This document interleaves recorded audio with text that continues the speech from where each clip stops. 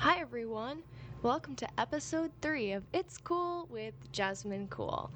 I almost didn't think I was going to be able to record this episode today because I moved into my college dorm room. It's been crazy trying to loft everything. When my roommate first got here, she got here before I did. The room was trashed. The floor was sticky. There was garbage all over the floor, and so they told her to come back sometime later and they would clean it up. And then my family gets there 2 hours later, and they say, I would just hang out down here. We're still not quite sure if it's done yet. We're gonna go check. And they were supposed to be having sports teams at my college help everyone move everything up the stairs and just into the rooms.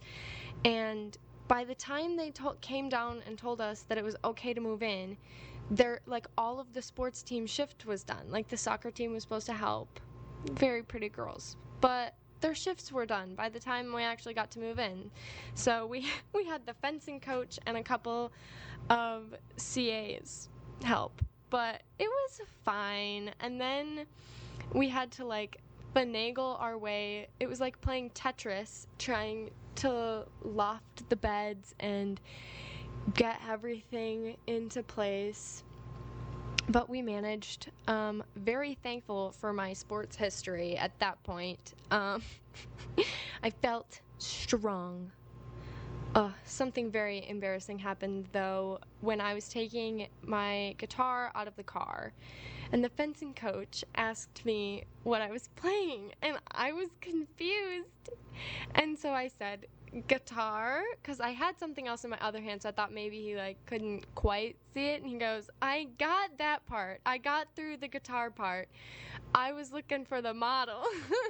I felt so stupid. I was like, oh my God. And then he's like, we do have a music school. That was really embarrassing, but we managed, and I've got pretty much everything set up. I feel like I have way too much shit just everywhere, but it fits, okay? It fits. It's fine. I've got a nice little, my desk is underneath my bed that's lofted. It's a nice little cozy spot. Don't know the Wi-Fi at the moment, but I'm gonna try and figure that out at some point soon. It's weird because I feel like I'm in my own space, but I also don't. I still feel like somebody could walk in the door at any second, even though that's not gonna happen because that would be really weird. I mean, I guess my roommate could come back, but even so, I hear people moving out in the hallway, so it's I'm still not in my own space, but it's different from my house where I don't know, because I lived with a lot of people in my house because I had 3 siblings and 2 parents, and then I had 2 siblings and 2 parents, so it was a lot of people and 2 cats and a dog, so there was noise going around pretty much constantly, but this noise is just different. And probably because I'm freaking the fuck out and kind of feel like I'm on the verge of a mental breakdown, just because it's so different and I'm scared. But we're doing fine. We're doing okay. It's exciting, but it's also scary because I don't know what's going on. They haven't really told us much about what's going on, in general. They said masks weren't required on campus or whatever, and then I just saw a mask in the bathroom, a sign in the bathroom that said masks required unless you're brushing your teeth, but I have not seen a single person wear a mask to the bathroom today, probably because I've seen 10 people, but that experience is just weird. The bright side of our room being trashed when we got here, though, was that we did get a free AC unit out of it. Yeah, $67,000 tuition, and it took our room being trashed when we got here to get AC. But It's fine. I'm gonna use it as an excuse of, like, if they ever try and yell at me for something in my dorm, I'm just gonna be like, it was garbage when I got here. So, I mean, they did apologize, but still, it was weird that it was just, like, trashed. Yeah. I'm I'm very nervous for this next week because we have a lot of stuff going on. Like, it's gonna be a pretty kind of packed schedule for this next week because it's the welcome week for the first years. So there's like stuff that's required of just us, and it's all just like panels and different things. I have 3 different like auditions or like placement tests that I have to do. I have to do a piano placement test, which I'm not super worried about because, you know, I'm not here for piano. I know where I'm very self-aware of my piano skills. And my studio placement test is tomorrow, which will determine which of the voice faculty is going to be my teacher for the whole year. And then I have my choir audition on Wednesday. That's the one I'm really scared for because there was like an excerpt that we were supposed to learn that they gave us a couple weeks ago, and I learned it, not as much as I should have, but I've got a little bit more time to just hash it out and get through it. I think it's gonna be fine. I'm not super concerned about which choir they put me in because they're gonna put me somewhere. I mean, part of what I have to keep telling myself, because imposter syndrome is real, is that I am here for a reason. This school doesn't just take anybody. That's not how this works. They took me because they want to teach me. They see I have potential. They think I'm good. They want me to be here.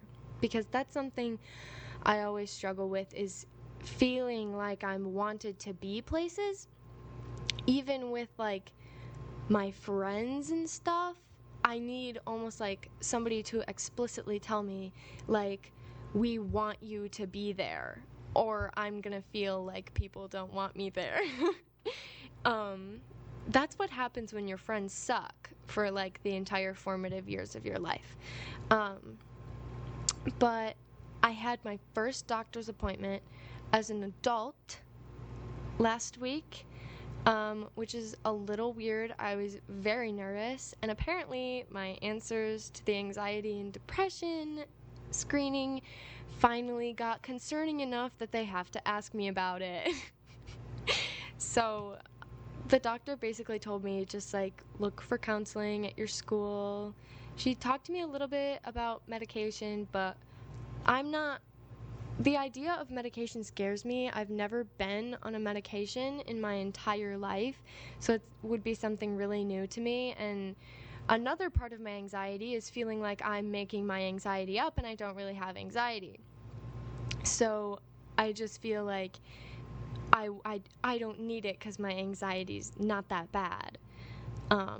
Probably not the best mindset, but you know, it's whatever. There's like, my dorm is like right next to a very busy road, and so there's like engines revving outside. I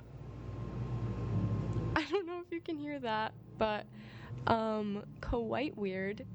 But anyways, that's very loud. So I totally forgot what I was talking about. My anxiety.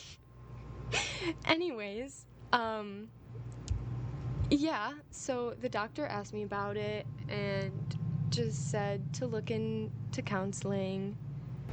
So I'm gonna try and do that, and hopefully everything will be fine. I think once I get through these first couple of weeks of just getting my routine down, knowing when I have to get up, when my classes are, where all of my classes are.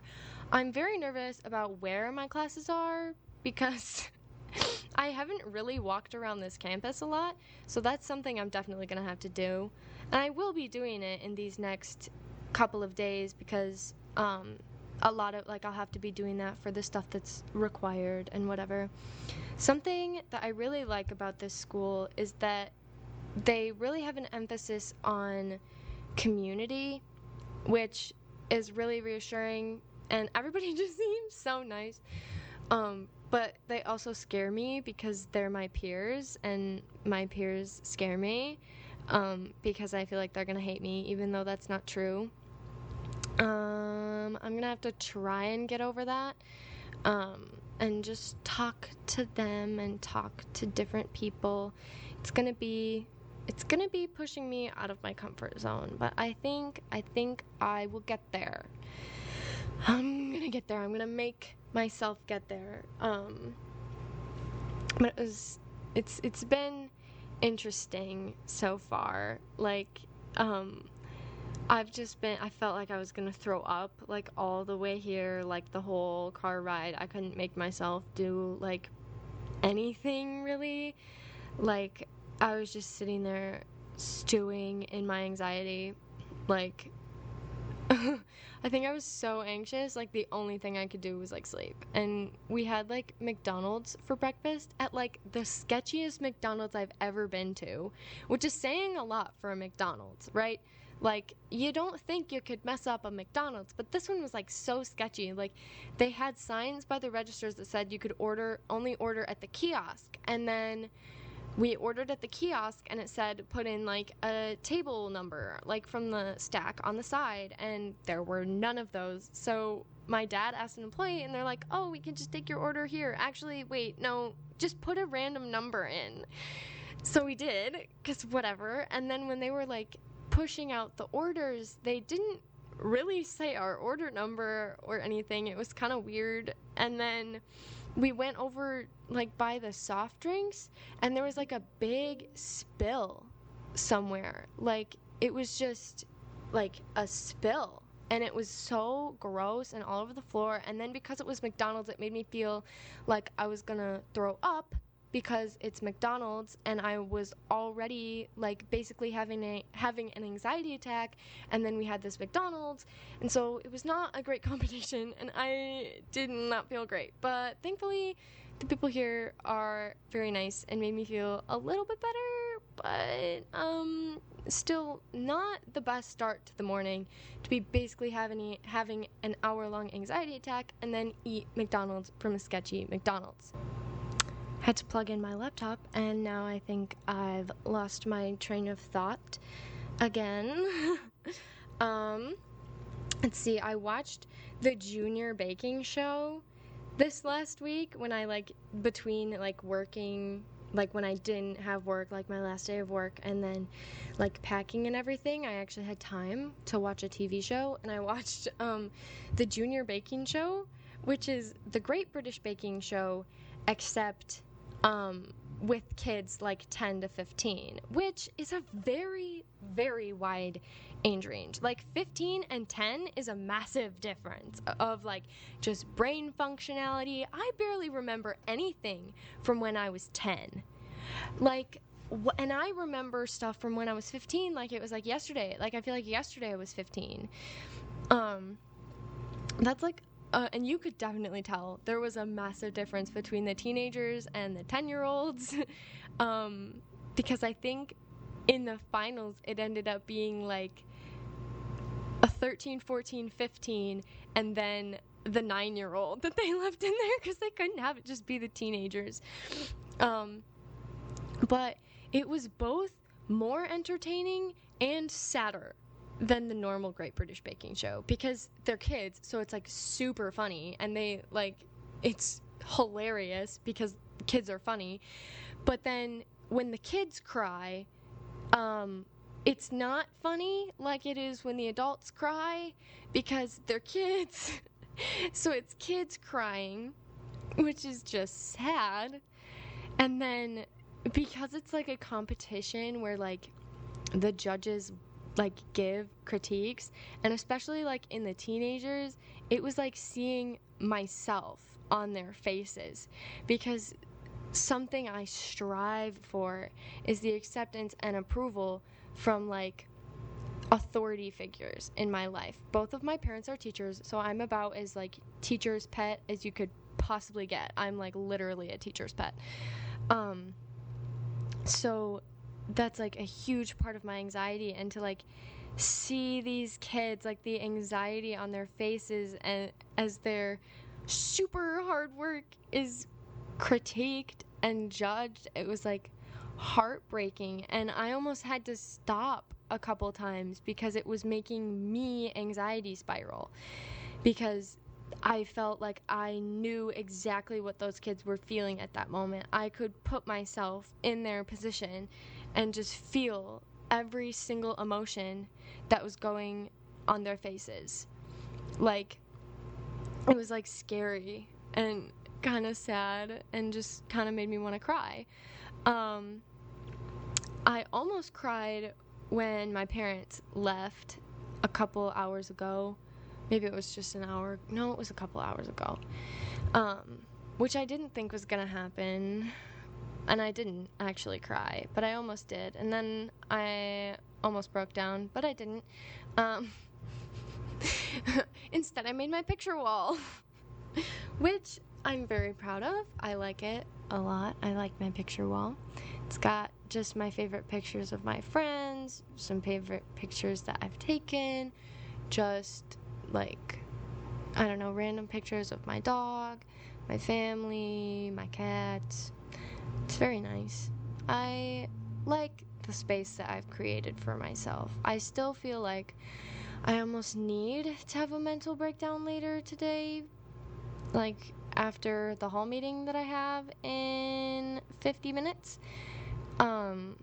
But because I'm very exhausted. I'm exhausted emotionally. I'm exhausted, like, physically. I'm just tired.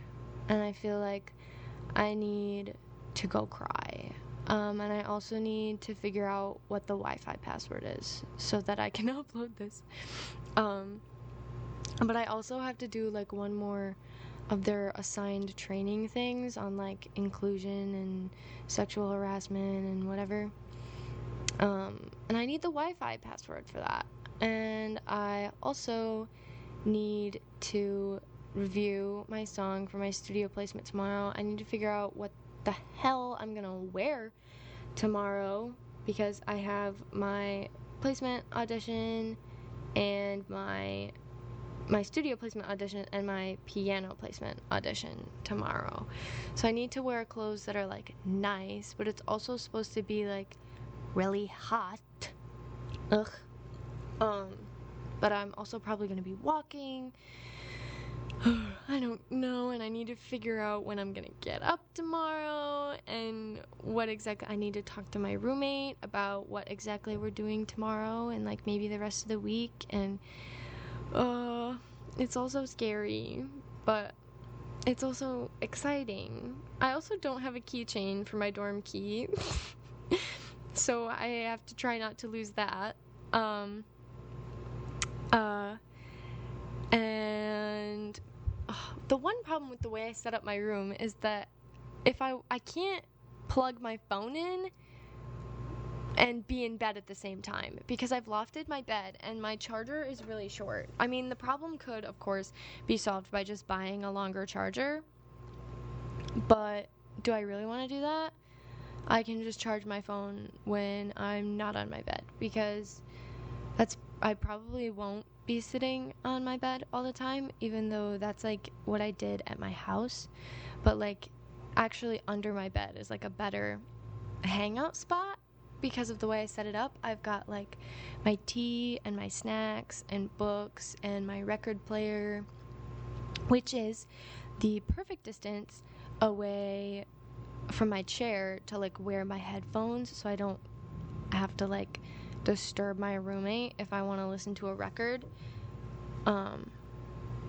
But I hear like knocking everywhere and it's weirding me out and I don't know how to feel about it.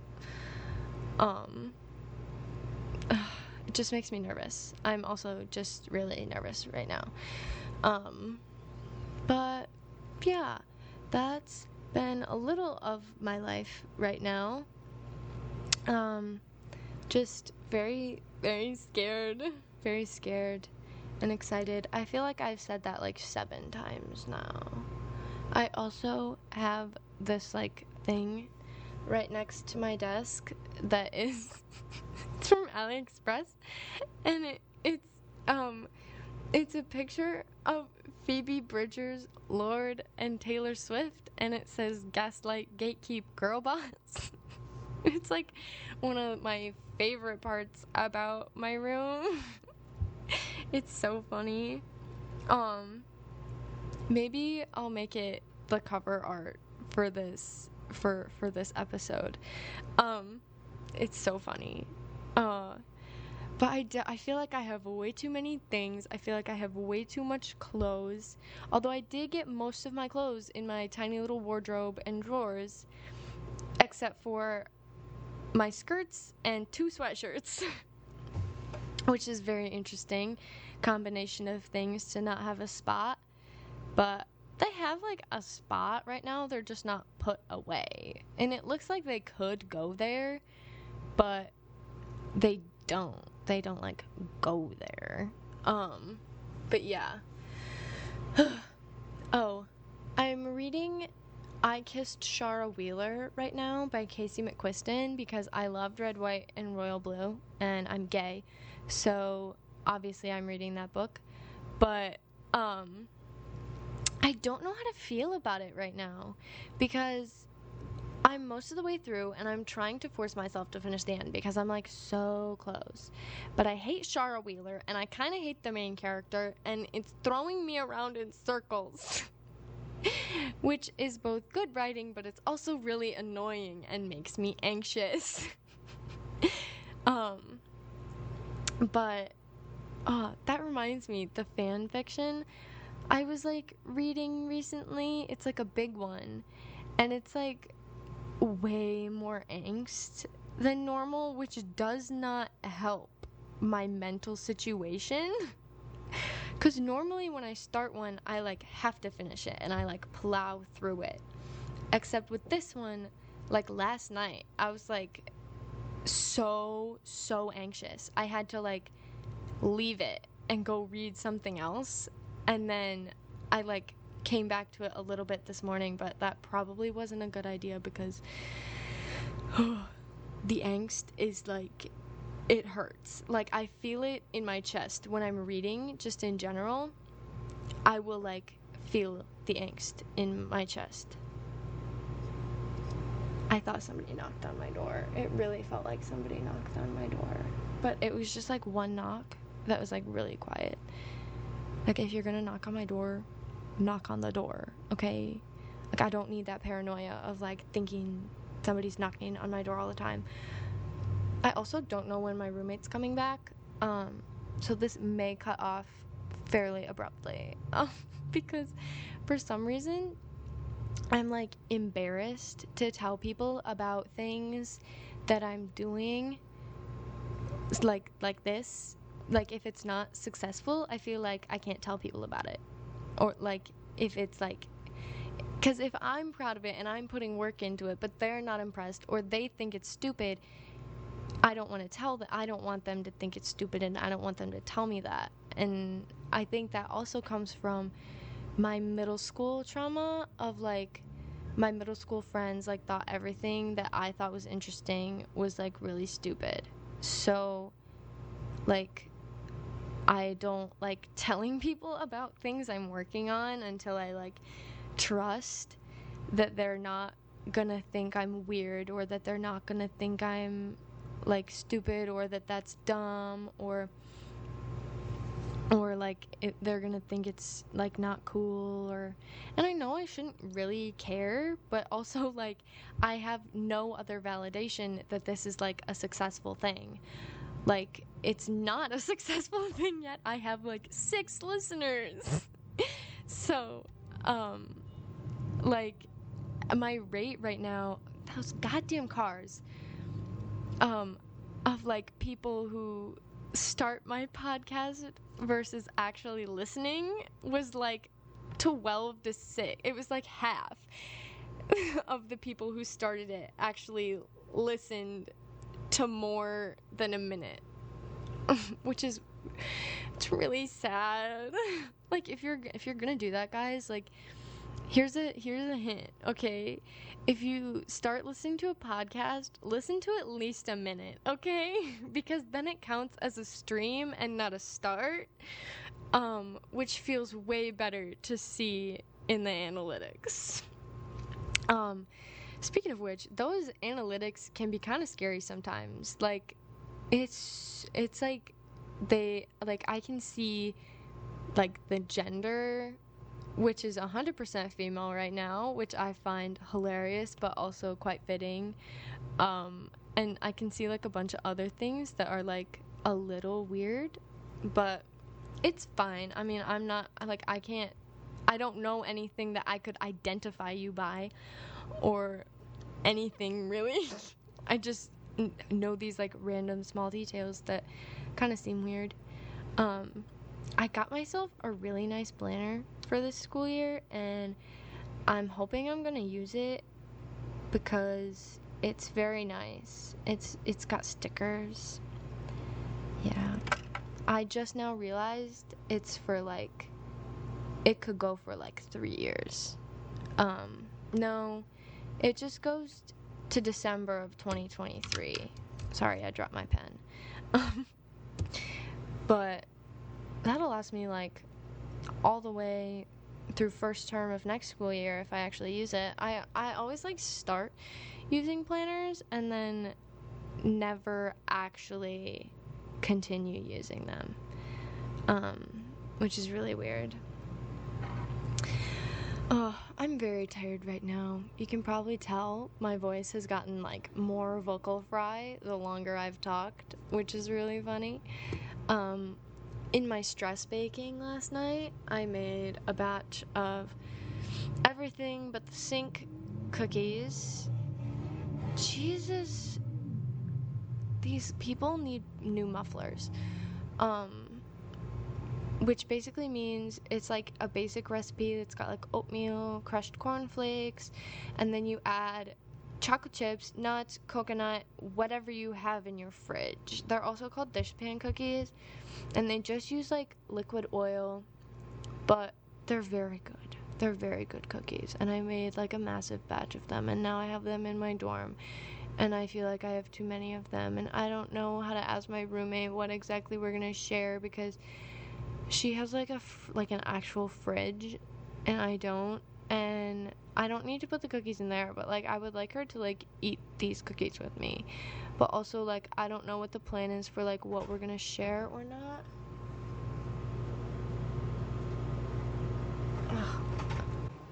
My roommate just got back, so I'm gonna finish this up really quick.